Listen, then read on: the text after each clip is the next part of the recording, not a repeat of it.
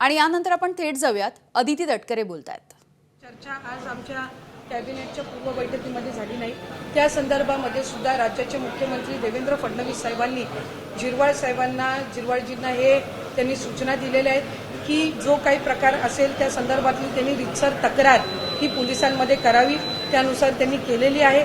त्या संबंध व्हिडिओज त्या सगळ्या प्रकरणाची शहानिशा झाल्याच्या नंतर माननीय मुख्यमंत्री महोदय फडणवीस साहेब असतील आणि आदरणीय आमच्या नेत्या सुनेत्रा काकी असतील हे त्या संदर्भातला योग्य तो निर्णय घेतला। मॅडम, सुनील तटकरे साहेबांनी सुनील तटकरे साहेबांनी विलिनीकरणाच्या बाबत आधी भूमिका मांडली होती की विलिनीकरण चर्चाच नव्हती, पण काल एका ठिकाणी बोलताना ते म्हणते की बाबा चर्चा होती, कल्पना आहे। हे नेमकं विरोधाभास विधान नेमकं काय आहे? नाही, त्यांनी सुरुवातीपासून ही भूमिका घेतली की दादा असतानाचं विलिनीकरण आणि दादांच्या पश्चातलं विलिनीकरण हे दोन वेगवेगळ्या बाबी त्या ठिकाणी आहेत। सुरुवातीच्या कालावधीमध्ये जो काही संबंध आवाज करण्यात आला विलिनीकरण दादांची शेवटची इच्छा, त्यावेळेला खऱ्या अर्थानं दादांचा झालेला अपघात, त्या सगळ्या संबंध परिस्थितीमध्ये लगेचच विलिनीकरणाची जी चर्चा सुरू झाली त्याच्यातून एक संभ्रमाचं वातावरण हे त्यानिमित्ताने झालं। आणि जसं त्या म्हणजे आदरणीय पवार साहेबांच्या राष्ट्रवादी काँग्रेस पक्षाच्या नेत्यांमध्ये एक संघटितपणाने त्या संदर्भामध्ये चर्चा झालेली होती, तशा पद्धतीनं संघटित चर्चा ही राष्ट्रवादी काँग्रेस पक्षाच्या अजितदादांच्या पक्षामध्ये झालेली नव्हती। या संदर्भामध्ये त्यांनी त्यावेळेलाही भूमिका स्पष्ट केली आणि काल परवामध्ये झालेल्या त्यांच्या याच्यामध्ये त्यांनी सांगितलं की कुणीही आदरणीय सुनेत्रा काकींना दादांच्या पश्चात राष्ट्रीय अध्यक्ष म्हणून करा, त्यांच्या नेतृत्वामध्ये आपण सगळे एकत्रितपणाने काम करू, अशा पद्धतीची काही भूमिका त्यावेळेला आली नाही। त्यामुळे एक संभ्रमतेचं वातावरण हे दोन्ही बाजूनी तयार झालं। नाही, त्यांची भूमिका त्यांनी बघावी। खरं तर मला म्हणजे एक आश्चर्यही वाटतं, एक कुतूहलही मला त्या बाबतीतलं आहे की ते एका वेगळ्या पक्षाचं प्रतिनिधित्व करतात, आम्ही एका वेगळ्या पक्षाचे कार्यकर्ते आहोत। असं असताना त्यांना रोज आमच्या पक्षामध्ये काय चाललेलं आहे ह्याच्यासाठी वेळ कुठनं मिळतो? त्यांनी त्यांच्या पक्षाची जी संघटना आहे ह्याच्याकडे जास्ती लक्ष द्यावं। आम्ही आमच्या पक्षाच्या संघटना वाढीसाठी सुनेत्रा काकींच्या आम्ही नेतृत्वाखाली काम करत आहोत। या उलट माझी त्यांनाही विनंतीपूर्वक सूचना राहील की आपण जर बघितलं तर स्थानिक स्वराज्य संस्थेच्या निवडणुका, मग त्या महानगरपालिकेच्या असो किंवा जिल्हा परिषदेच्या असो, आदरणीय आमचे नेते अजितदादा हयात असताना काही जिल्ह्यांमध्ये राष्ट्रवादी काँग्रेस पक्षाचे दोन्हीही कार्यकर्त्यांनी एकत्रितपणाने लढवलेली आहे। आज ते जिल्हा परिषद, पंचायत समितीमध्ये, महानगरपालिकेमध्ये त्या ठिकाणी काम करत आहेत। अशा वेळेला त्या कार्यकर्त्यांची, दोन्ही बाजूच्या कार्यकर्त्यांची आपण फरफड का करतोय हे माझ्यासारख्या कार्यकर्त्याच्या समजण्याच्या पलीकडे आहे। कारण शेवटी त्यांनी महानगरपालिका एकत्र लढवली, आज त्यांना तिथे एकत्र काम करायचं आहे। जिल्हा परिषद काही ठिकाणच्या एकत्र लढवल्या, जिल्हा परिषदेच्या, पंचायत समितीच्या, महानगरपालिकेच्या निवडणुका या कार्यकर्त्यांच्या निवडणुका असतात आणि त्यांनी त्यावेळेला दादांनी त्याच्यामध्ये पुढाकार घेतला असेल, श्रद्धेय पवार साहेबांच्या मार्गदर्शनाखाली त्यांच्या पक्षांनी पुढाकार घेतलेला असेल। अशा वेळेला ह्या सगळ्या भूमिका आणि एकमेकांवर वेगवेगळे आरोप प्रत्यारोप करून आपण त्या लोकप्रतिनिधींची जे स्थानिक पातळीवर काम करतात किंवा कार्यकर्ते यांची फरफड ही कुठल्याही पक्षांनी का करावी हे माझ्यासारख्या कार्यकर्त्याच्या समजण्याच्या पलीकडचा विषय।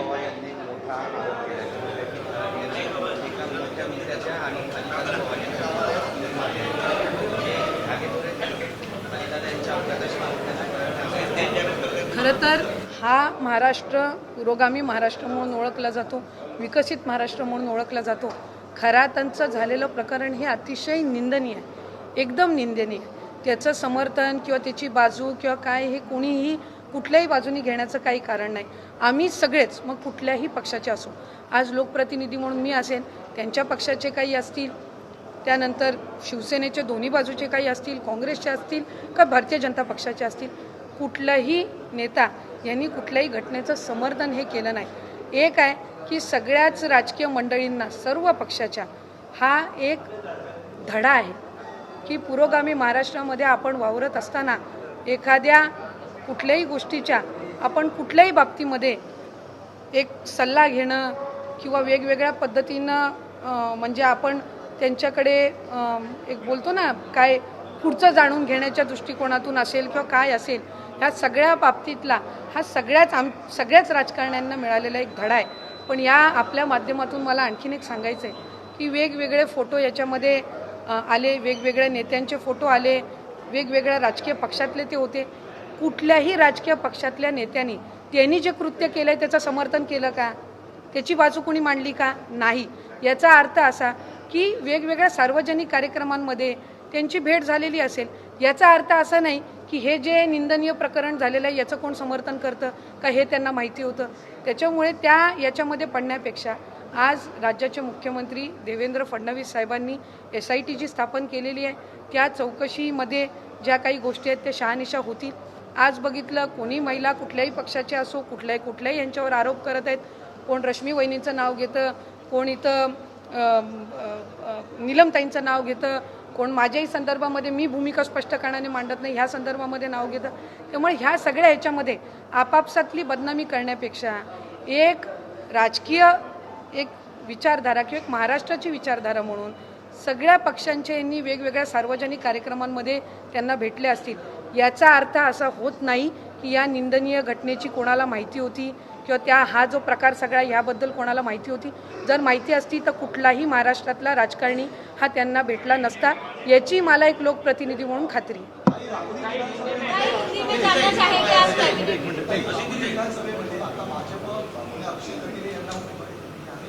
राष्ट्रवादी शरद पवार गटातून या ठिकाणी आता उमेदवारी निश्चित झालेली आहे. मात्र अशी चर्चा सुरू झाली की अजित पवार गटाकडून देखील राष्ट्रवादीला त्या ठिकाणी सपोर्ट केला नाही. मी अशा पद्धतीची कुठली चर्चा ऐकलेली नाही आहे.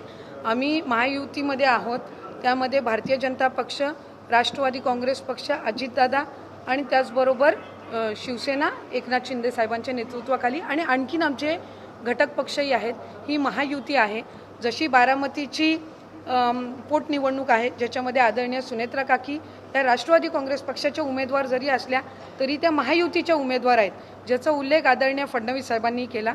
तशाच पद्धतीनं राहुरी ही महायुती म्हणून त्या ठिकाणी आम्ही लढवण्याच्या दृष्टिकोनातून पावलं उचलत आहोत. आज दोन गंभीर आरोप केलेले आहेत. एक म्हणजे नरेश अरोराबाबत की नरेश अरोरांच्या सल्ल्यानुसार काही आमदारांचं निगेटिव्ह मार्किंग घेत अजितदादांकडे टिकी काढण्याचा प्रयत्न अरोरांनी केला होता. दुसरा गंभीर आरोप असा आहे की भाजपसोबत त्यांच्या हात मिळवली होती म्हणून कमी जागा पदार्थ नाही, मला असं वाटतं की अमोलजी हे आमचे सहकारी राहिलेले आहेत. विधान परिषदेमध्ये त्यांनी 6 वर्ष आदरणीय अजितदादांनी त्यांना त्या ठिकाणी संधी दिली. ते वेळोवेळी पक्षाच्या वतीने सुद्धा भूमिका त्या ठिकाणी मांडत आलेले आहेत. जर दादांच्या म्हणजे सूचनेनुसार दादांच्या मार्गदर्शनाखाली एखादी जर एजन्सी पक्षाच्यासाठी कॅम्पेनिंग करण्यासाठी निवडली त्यावेळेला गेलेली असेल आणि त्या संदर्भामध्ये त्यांच्या काही शंका कुशंका असतील जर त्यांच्या मनामध्ये पक्षाच्या हिताच्या दृष्टिकोनातून पक्षाच्या पुढच्या वाढीच्या दृष्टिकोनातून तर मला खात्री आहे की आदरणीय सुनेत्रा काकी असतील, आदरणीय पारदादा असतील, हे त्यांना ज्या काही त्यांच्या शंका कुशंका असतील अमोलजींच्या याचं निरासन ते निश्चितपणाने करतील. विलिनीकरणाच्या चर्चांमुळे संभ्रमाचं वातावरण निर्माण झाल्याचं अदिती तटकरे म्हणतायत. तर आम्ही महायुतीमधलेच आहोत असंही अदिती तटकरेंनी म्हटलेलं आहे. ABP माझा, उघडा डोळे बघा नीट.